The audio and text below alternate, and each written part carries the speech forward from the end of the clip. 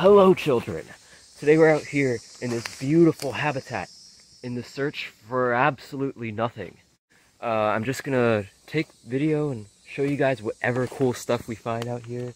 We could find some cool birds, insects, reptiles, I don't even know, amphibians, just anything that's cool. And the really cool thing about this habitat is that it's all cypress swamp around me, right?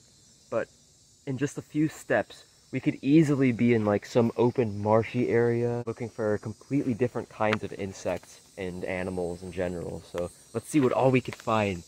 This absolutely gorgeous red-shouldered hawk was sitting at the top of this bare tree in search for food.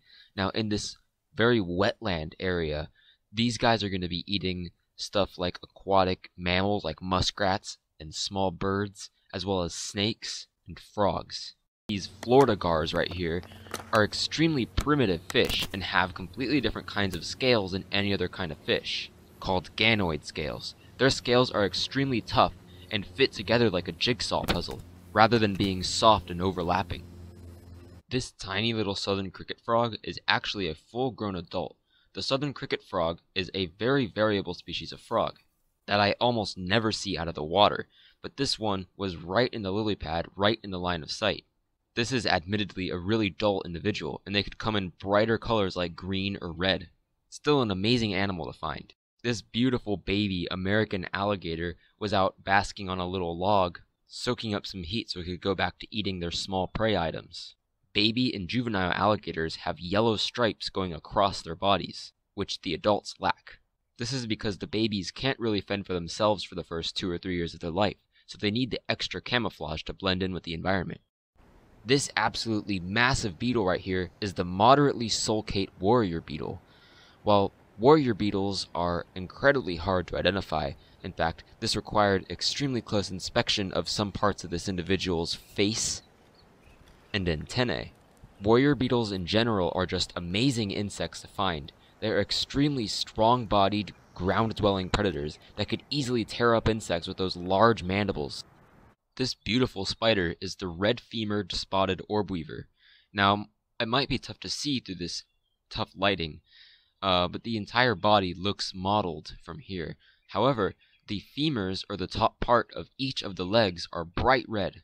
The red femurs stick out even more when the spider has its legs extended out. This beautiful butterfly is a Delaware skipper, which is a relatively large species of grass skipper that I only ever see in these kinds of marshy areas. From an underside view, or with the wings completely folded, the Delaware skipper is entirely orange below. Even the fringes of the wings are orange. However, when they open their wings up to catch some sun rays, distinctive black striping on the wings of this species is visible. This beautiful butterfly here, the least skipper, is also an entirely orange underside grass skipper. However, the least skipper is much smaller than the Delaware skipper, with a much more plain pattern on the top side. Like the Delaware skipper, I only ever see this species near water. The reasoning for this is that this species, the least skipper, lays their eggs, like this female is right here, on these tall grasses at the edge of the water. You can see that she's ovipositing because her abdomen is cocked downwards and attached to the grass. Ovipositing is not a behavior I see often in general, so it was amazing to see it in a species I don't see often either. This absolutely beautifully patterned milkweed assassin bug was eating this leafhopper, and you could see the extended proboscis that they used to inject the leafhopper with chemicals and then suck the liquid out of it. This absolutely gorgeous damselfly right here is the relatively small species called the duckweed firetail.